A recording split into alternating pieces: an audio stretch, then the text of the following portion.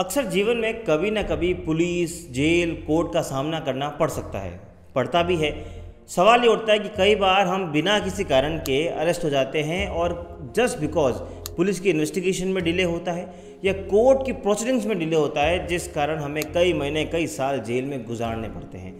अक्सर आपने देखा होगा कि अगर एक बार आप अरेस्ट हो गए तो बेल होना इतना आसान नहीं होता है, लेकिन अब कानून बदल रहा है और देश की न्याय व्यवस्था भी बदल रही है। जी हाँ, हाल ही में जो नया कानून आया है उसमें बेल के ऊपर एक बहुत शानदार, एक अच्छा प्रोविज़न डाला गया है, जिसमें बताया गया है कि कैसे जमानत आप जल्दी ले सकते हैं। और साथ ही साथ उसी सेक्शन को फॉलो करते हुए honourable supreme court of India ने एक अभी लैंडमार्क जजमेंट दिया है।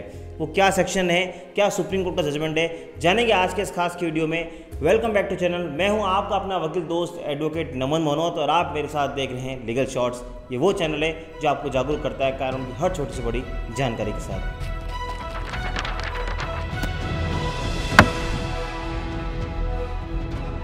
नमस्कार दोस्तों, तो आज हम बात कर रहे हैं 2024 की लैंडमार्क जजमेंट इन री ह्यूमन कंडीशन वर्सेस डीजीपी के बारे में, जहां पे honourable supreme court of India ने नए कानून पे जो बेल के प्रोविज़न आया है उसको डिस्कस किया है। मैं नीचे लिंक दे रहा हूं, आप उस लिंक पे क्लिक करके पूरा जजमेंट भी घर बैठे पढ़ सकते हैं। और हाँ, वीडियो शुरू करने से पहले एक मैं अनाउंसमेंट भी कर दूँ।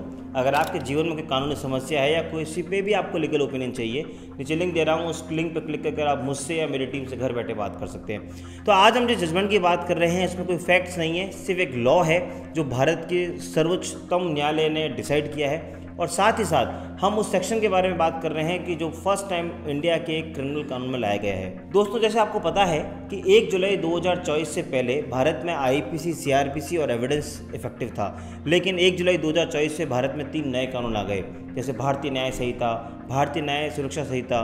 तो ये सब जो कानून थे वो बहुत बदलाव लेकर आए। सबसे बड़ा बदलाव लाया गया है बेल के अंदर। अगर हम बात करें भारतीय न्याय सुरक्षा संहिता की, बीएनएसएस की, यानी जिसको सीआरपीसी को हटाकर जिसको लाया गया है, उसका सेक्शन 479 बीएनएसएस बहुत इंपॉर्टेंट है। अब उस सेक्शन को हमें और आगे बढ़ने के लिए हम उसका पहला प्रोविज़न था जो सीआरपीसी में, उसका एक सेम प्रोविज़न था, उसको पहले डिस्कस कर लेते हैं। सेक्शन 436A सीआरपीसी में एक प्रोविज़न था। वो ये कहता था कि अगर आप किसी मामले में अरेस्ट हो गए हैं और अभी तक आप पे कोई ट्रायल चल रही है, यानी अभी तक आप पे कोई सज़ा नहीं सुनाई गई है, यानी ट्रायल पूरी होकर कन्विक्शन नहीं हुआ है, यानी सिंपल भाषा में अगर अभी तक आप अंडर ट्रायल कैदी हैं, तो अगर आपने हाफ सज़ा पूरी कर ली है तो उसके बाद आप बेल के हकदार हो जाएंगे। लेकिन ये प्रोविज़न उन केसेस में एप्लीकेबल नहीं होंगे जहाँ डेथ पेनल्टी या लाइफ इम्प्रिजनमेंट है, जैसे मर्डर या रेप। यानी फॉर एग्जाम्पल, अगर आपके खिलाफ 498 आईपीसी का एलिगेशन है जिसमें 3 साल की सज़ा का प्रावधान होता है। अब अगर आप 1.5 साल जेल में रह लिए हैं और अभी तक ट्रायल कंप्लीट नहीं हुई है, तो उस कंडीशन में आपको 436A सीआरपीसी के तहत कोर्ट को इमीडिएटली आपको बेल देनी होगी, क्योंकि आपने 1/2 जो सज़ा है वो पूरी कर ली है। तो 1/2 यानी 3 साल का कितना हुआ, 1.5 साल। लेकिन अब उस कानून को एक्सटेंड करते हुए, उस कानून में और रिफॉर्म लाते हुए, जो बीएनएसएस में 479 सेक्शन को लाया गया है, उसमें एक और स्टेप आगे बढ़े। उसमें ये कहा है कि अगर आप फर्स्ट टाइम ऑफेंडर है, यानी आपने जीवन में पहले कोई क्राइम नहीं किया है, तब आपको 1/2 नहीं 1/3 सज़ा होने पे ही छोड़ दिया जाएगा, आपकी बेल ले ली जाएगी। फॉर एग्जांपल, वही सेक्शन 498 आईपीसी की बात करता हूँ जिसमें 3 साल तक की सज़ा का प्रावधान है। अब 479 बीएनएसएस ये कहता है कि अगर आप फर्स्ट टाइम, अगर आप ऑफेंडर हैं, अगर आपने फर्स्ट टाइम कुछ क्राइम किया है या ऐसे एलिगेशन है, तो 1/3 सज़ा में आपको फ्री करना है। तो अगर 498A में 3 साल की सज़ा है तो उसका 1/3 होता है 1 साल। तो जहाँ पहले 1.5 साल होने पर आपको बेल मिल रही थी, वहीं पे आपको 1 साल होने पे बेल मिल रही है, क्योंकि 1/3 प्रोविज़न कर दिया है।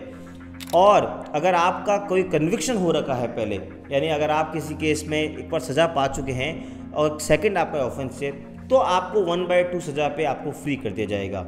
यानी सिंप्लीफाई भाषा में अगर मैं आपको वापस कहूँ, तो अगर आपके जीवन में कोई पहली बार ऐसा क्राइम हो गया है या आपसे कोई आप पे एलिगेशन जिस कारण से आप जेल में हैं और आप अंडर ट्रायल है, जिसमें कोई डेथ पेनल्टी या लाइफ इम्प्रिजनमेंट का कोई पनिशमेंट नहीं है, जो सीरियस ऑफेंस नहीं है, तो उस केस में अगर आपने 1/3 सज़ा भी पूरी कर ली है जेल में, तो ऑटोमेटिक आपको बेल दे दी जाएगी। और अगर आपके खिलाफ कोई कन्विक्शन हो रखा है और आप सेकंड टाइम कोई ऑफेंस कर रहे हैं, तो 1/2 सज़ा होने पे भी आपको उसमें बेल मिल जाएगी। ये अब सेक्शन 479 बीएनएसएस कह रहा है। इस सेक्शन में एक और अच्छी बात है, इस सेक्शन का सब क्लॉज 3 ये कहता है कि जितने भी जेल के सुपरिटेंडेंट हैं उनको उनकी बेल एप्लीकेशन तैयार करा के संबंधित कोर्ट में पेश करनी होगी, ताकि उन्हें जल्द से जल्द बाहर लाया जा सके। अब हम आ जाते हैं कानून को डिस्कस करने के बाद सुप्रीम कोर्ट के जजमेंट के ऊपर। सुप्रीम कोर्ट में एक पीआई लगी जहां ये डिस्कस किया गया कि क्या इस सेक्शन को इम्प्लीमेंट तुरंत किया जाना चाहिए, क्या उन ऑफेंसेस के लिए इम्प्लीमेंट किया जाना चाहिए जो 1 जुलाई के बाद घटित हुए हैं, या इसको उन ऑफेंसेस के लिए भी आप मान सकते हैं जो 1 जुलाई से पहले हुए हैं। क्योंकि अगर कानून 1 जुलाई के बाद आया है तो सुप्रीम कोर्ट का ये सोचना था कि क्या केंद्र सरकार का ये रुख है कि नहीं, जो 1 जुलाई के बाद ऑफेंस हो रहे हैं उसी में हम आपका ये सेक्शन इम्प्लीमेंट करेंगे, पहले नहीं। तो जब सुप्रीम कोर्ट में इसकी सुनवाई हुई तो केंद्र सरकार ने भी अपना रुख साफ कर दिया। केंद्र सरकार की तरफ से एएसजी ने अपील होते हुए कह दिया कि हमें खुशी है ये बताते हुए कि भारत सरकार ने डिसीजन लिया है कि आपने अपराध कभी भी किया हो, 1 जुलाई से पहले किया हो या बाद किया, उससे फ़र्क नहीं पड़ता, कभी भी अगर अपराध किया है तो अब ये सेक्शन आप पे लगेगा, ना कि 436A CRPC का प्रोविज़न।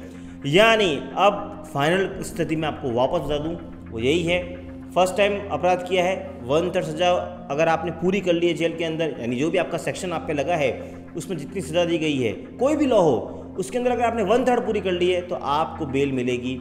और अगर आपने एक बार कन्विक्शन हो रखा है और सेकंड टाइम ऐसा किया है तो 1/2 होने पे आपको बेल मिल जाएगी, बस शर्त उसमें डेथ पेनल्टी या लाइफ इम्प्रिजनमेंट नहीं होना चाहिए। और सुप्रीम कोर्ट ने इसमें एक और डायरेक्शन दिया है, देश के सारी जेल के सुप्रीडेंट को बोल दिया है आप हमें नेक्स्ट डेट तक एक एफिडेविट ला के देंगे कि अब आपकी जेल में ऐसा कोई आदमी नहीं बचा है। तो है ना बड़ा इंटरेस्टिंग प्रोविजन और जजमेंट। तो मुझे उम्मीद है आप इस जजमेंट को यूज़ करके आप अपने चहेतों को जेल से बाहर ला सकते हैं। और इसी तरह के अपडेट्स के लिए फॉलो करें legal shorts, subscribe the channel. मिलेंगे अगली बार इसी तरह वीडियो के साथ, तब तक के लिए जय हिंद, जय भारत।